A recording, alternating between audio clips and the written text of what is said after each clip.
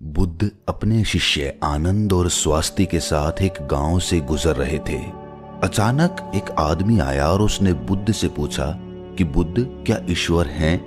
बुद्ध ने पूछा, तुम्हें क्या लगता है? तो उस व्यक्ति ने उत्तर दिया कि मुझे तो लगता है कि ईश्वर हैं, पर आपका क्या ख्याल है? तो भगवान बुद्ध मुस्कुराए और कहने लगे कि बिल्कुल गलत लगता है तुम्हें। इस अस्तित्व में ईश्वर जैसी कोई चीज है ही नहीं। तो वो आदमी हाथ जोड़कर चला गया। कुछ दूर चलने के बाद एक दूसरा आदमी आया। उसने बुद्ध से पूछा कि बुद्ध, मैं कई दिनों से परेशान हूं। मुझे लगता है कि ईश्वर की बातें सभी बकवास हैं। तो बुद्ध हंसे और बड़े प्रेम से कहा, तुम्हें बिल्कुल गलत लगता है। इस अस्तित्व में सिर्फ ईश्वर ही है और कुछ नहीं। जरा देखो तो, आंख बंद तो करो, खोजो तो। इस उत्तर को सुनकर उनके शिष्य आनंद और स्वास्थ्य आश्चर्य में पड़ गए कि एक ही सवाल और दो उत्तर। अब शाम हो गई थी। बुद्ध विश्राम के लिए रुक गए। तभी एक आदमी घबराया हुआ आया और बुद्ध के पास आकर जोर से कहा कि बुद्ध, क्या ईश्वर हैं कि नहीं? मैं परेशान हूं, मैं खोज रहा हूं, मार्गदर्शन करें। तीसरे आदमी के सवाल पर बुद्ध चुप रहे, कुछ नहीं बोले। उन्होंने मौन होकर अपनी आंखें बंद कर ली। अब आनंद और स्वास्थ्य के आश्चर्य का ठिकाना ना रहा। वो सोचने लगे कि एक जैसे तीन सवाल और अलग अलग जवाब। उन दोनों को बुद्ध की ये चुप्पी हैरान कर गई। आदमी के जाते ही आनंद ने उनसे पूछा कि सुबह जब उस पहले व्यक्ति ने पूछा था तो आपने कहा कि हाँ, दोपहर में जब दूसरे आदमी ने कहा तो आपने कहा कि नहीं, और शाम को आप मौन रहे। भगवान, तीन आदमी एक ही तरह के सवाल लेकर आए, लेकिन मैं हैरान हूं कि आपने तीनों को अलग अलग जवाब दिए। मुझे कुछ समझ में नहीं आ रहा है। तो भगवान बुद्ध मुस्कुराए और कहने लगे कि आनंद, जो पहला व्यक्ति आया था उसने मान लिया था कि ईश्वर हैं, तो मैं उसकी मान्यता को मिटा देना चाहता था कि वो खोजना शुरू करे। ईश्वर हैं ये मानकर बैठ ना जाए, वो सत्य तक पहुंचे और उसका अनुभव करे। और दूसरे व्यक्ति ने भी मान लिया था कि ईश्वर की बातें कोरी बकवास हैं। मैंने उसकी धारणा को भी मिटा दिया ताकि वो भी खोजे कि ईश्वर हैं कि नहीं। और तीसरा आदमी अभी संशय में था, वो खोज रहा था, इसीलिए मैं मौन रह गया। यहाँ पर मौन रह जाना ही उचित था। दोस्तों, भगवान बुद्ध के बारे में ये प्रचलित था कि वो किसी भी प्रश्न का जवाब सीधे सीधे नहीं देते थे। उनके जवाब रहस्य से भरे होते थे। तो थोड़ी देर सुनने के बाद उनके शिष्य स्वास्थ्य ने कहा कि मुझे ईश्वर के बारे में आपसे सुनना है। कृपया कर आप मुझे बताएं कि ईश्वर हैं कि नहीं। आप ईश्वर को मानते हैं कि नहीं? और इसके साथ ही मैं आपसे अनुरोध करता हूं कि आप मेरे इस प्रश्न का सीधा सीधा उत्तर दें। तो भगवान बुद्ध मुस्कुराए और कहा कि ठीक है, मैं उत्तर देता हूं, पर उससे पहले मैं तुमसे कुछ पूछना चाहता हूं। पहले इन प्रश्नों का जवाब तुम मुझे दो। स्वास्थ्य ने कहा कि बिल्कुल बुद्ध, आप पूछिए। तब बुद्ध ने पूछा कि तुम सूर्य को मानते हो? तब स्वास्थ्य ने बुद्ध की तरफ आश्चर्य से देखा और कहा कि बुद्ध, ये किस प्रकार का प्रश्न है? ये तो कोई बालक भी बता देगा। सूर्य तो साक्षात प्रकट होता है, सबको प्रकाश और ऊर्जा देता है। हम सभी का जीवन उसी पर आधारित होता है, वो तो साक्षात है। तो भगवान बुद्ध ने कहा, जिस प्रकार सूर्य साक्षात है तो उसे मानने का कोई प्रश्न ही नहीं उठता। फिर ईश्वर है कि नहीं, ये प्रश्न क्यों उठा? इसका तो यही अर्थ है कि तुम्हारे मन में ईश्वर को लेकर संदेह है, क्योंकि ईश्वर सूर्य की भांति प्रत्यक्ष नहीं है और तुम भी ईश्वर को बुद्धि से ढूंढने निकले हो। बुद्धि केवल उन्हीं बातों को मान पाती है जो उसे प्रत्यक्ष रूप से दिखाई पड़ता है, और ईश्वर कभी भी प्रत्यक्ष रूप से तुमको दिखाई नहीं पड़ेगा। और अगर दिख भी गया तो वो ईश्वर नहीं होगा। ईश्वर को मानते हैं कि नहीं मानते, असल में ये प्रश्न ही गलत है। और गलत प्रश्न का सही उत्तर भला कैसे दिया जा सकता है? और यदि किसी प्रकार दिया भी जा सकता है तो वो उत्तर भी इस प्रश्न की भांति गलत ही होगा। स्वास्थ्य द्विधा में पड़ गया। उसने कहा, बुद्ध, मुझे कुछ समझ नहीं आ रहा।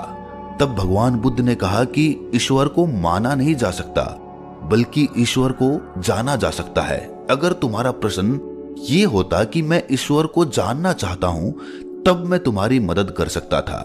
इस संसार में कुछ भी मानने वाले लोग जानने से चूक जाते हैं, उनका विकास रुक जाता है। जिनका स्वयं का कोई बोध नहीं होता, वो सत्य क्या है कभी नहीं जान पाते। जान केवल वही पाता है जो निरंतर खोज रहा है। जानने की यात्रा थोड़ी मुश्किल है, लेकिन मानना बहुत आसान है। मानने में ना कोई खर्च है, ना कोई परिश्रम। किसी ने कह दिया, किसी ने आपको समझा दिया, बुद्धि संतुष्ट हो गई और आपने मान लिया। लेकिन मानकर रुक जाने वाले लोग इस संसार के सबसे अभागे प्राणी हैं। बोध के बिना ज्ञान व्यर्थ होता है। तो अगले दिन सुबह वही जिज्ञासु जिसके प्रश्न पर बुद्ध शांत मौन हो गए थे फिर से आए और उसने बुद्ध से प्रश्न किया कि हे बुद्ध, आप शाम को मौन हो गए थे। मेरे जीवन का एक ही लक्ष्य रहा है कि ईश्वर को खोज लूं, वो कहाँ है, कैसा है, उनसे ब्रह्म ज्ञान की प्राप्ति कर लूं। और मैंने सुना है कि आपको ब्रह्म ज्ञान उपलब्ध हुआ है, तो आप अवश्य ही ईश्वर से मिले होंगे। तो क्या आप ईश्वर की खोज में मेरी सहायता नहीं करेंगे? तो बुद्ध ने कहा, जिसे तुम खोज रहे हो उसे तुमने कहां कहां खोजा? तो वो जिज्ञासु बोला, बुद्ध, मैंने सभी तीर्थ, सभी मंदिर और पूरी दुनिया का भ्रमण किया। यज्ञ, हवन, बड़े बड़े अनुष्ठान सब पूरे किए। मैंने वो सभी कार्य किए जो मुझे ईश्वर प्राप्ति के लिए कहे गए थे, लेकिन फिर भी मुझे आज तक ईश्वर नहीं मिले। तब मुझे किसी ने बताया कि आपको परम ज्ञान उपलब्ध हुआ है, इसका मतलब आपने ईश्वर को जरूर देखा होगा। तो क्या आप मेरी सहायता करेंगे? बुद्ध ने कहा, मेरा एक सफेद मोती खो गया है, मैं उसी को खोज रहा हूं। क्या तुम मेरी सहायता कर सकते हो? वो जिज्ञासु बोला, हाँ, मैं बिल्कुल कर सकता हूं। मैं अभी आपका मोती खोज कर दे देता हूं।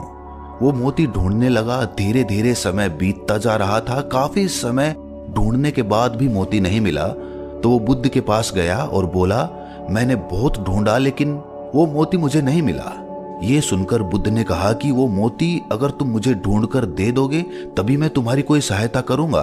क्या तुम्हें तुम्हारे सवालों का जवाब नहीं चाहिए? तो वो जिज्ञासु फिर से मोती ढूंढने लगा, लेकिन काफी समय बीत जाने के बाद वो बुद्ध के पास आकर बोला कि आप ठीक से याद करके बताइए कि मोती कहाँ खोया था। तो भगवान बुद्ध ने मुस्कुराते हुए कहा, वो मोती तो मेरी कुटिया में खोया था। तो वो आदमी बहुत झुंझला गया और कहने लगा कि आप मुझे मूर्ख बना रहे हैं। आप केवल ज्ञानी होने का ढोंग करते हैं। आपको इतना नहीं पता कि जो चीज कुटिया में खोई है वो बाहर कैसे मिल सकती है? वो कुटिया में ही मिलेगी। आपको उसे वहीं खोजना चाहिए था। तो बुद्ध मुस्कुराते हुए बोले, मैं भी तो तुम्हें यही समझाना चाहता हूं। जो चीज तुम्हारे भीतर खो गई है वो चीज तुम्हें बाहर कैसे मिलेगी? तुम कई वर्षों तक बाहर खोजबीन करते रहे, लेकिन एक पल के लिए भी तुमने अपने भीतर खोजा? अपने अंदर खोजो, तब तुम्हें ज्ञान मिलेगा। ये सुनकर जिज्ञासु बोला, हे बुद्ध, आपकी बात तो मैं समझ गया, लेकिन अभी भी मैं ये नहीं समझ पा रहा हूं कि मैं अपने अंदर क्या खोजूं। बुद्ध बोले, तुम अपने ईश्वर को खोजना चाहते हो ना, पर क्या तुमने कभी अपने आप को खोजा है? जिज्ञासु बोला, बुद्ध, मैं अपने आप को जानता हूं। मैं अपना नाम, पद, काम, परिवार, जब से मैंने जन्म लिया है तब से ये सभी चीजें जानता हूं। मैं कुछ भी नहीं भूला हूं।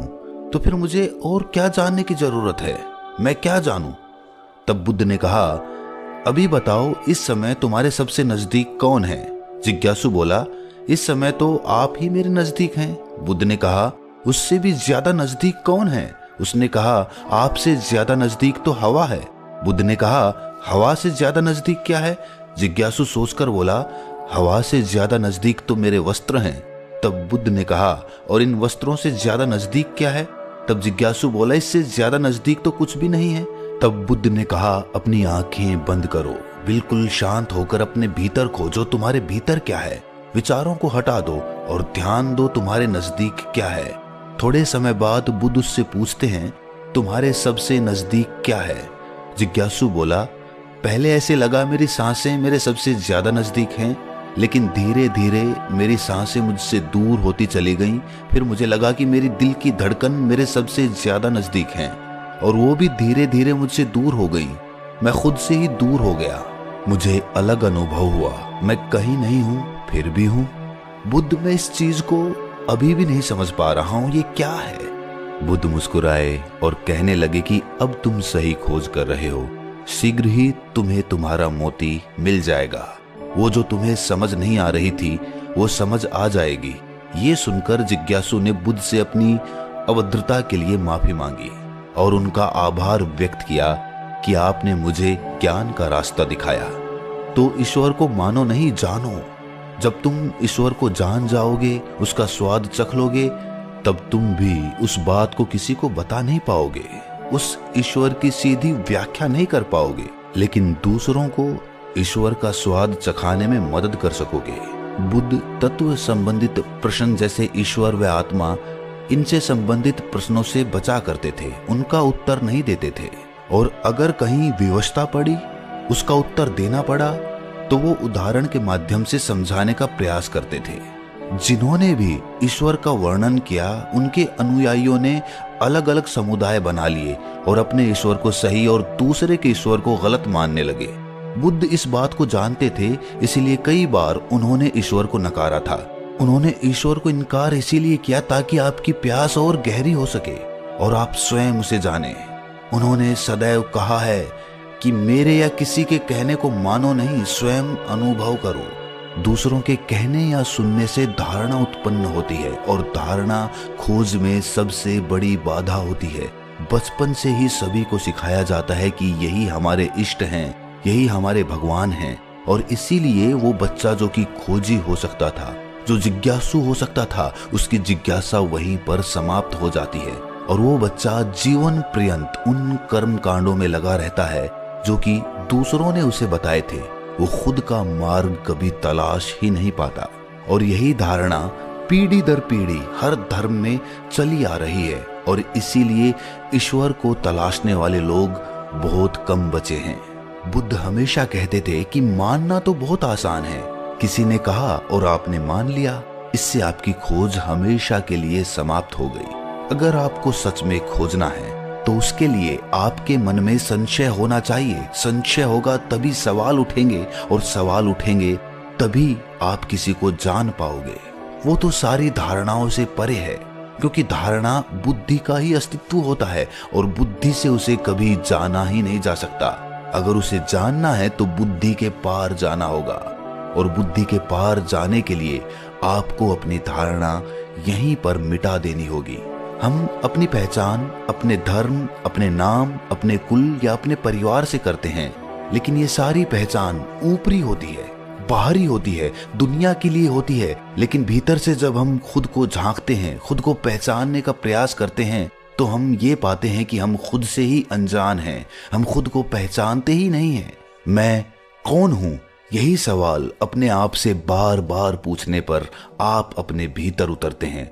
रमण महर्षि, जो कि एक बहुत बड़े दार्शनिक हुए हैं, बहुत बड़े संत हुए हैं, वो यही ध्यान अपने शिष्यों से करवाते थे।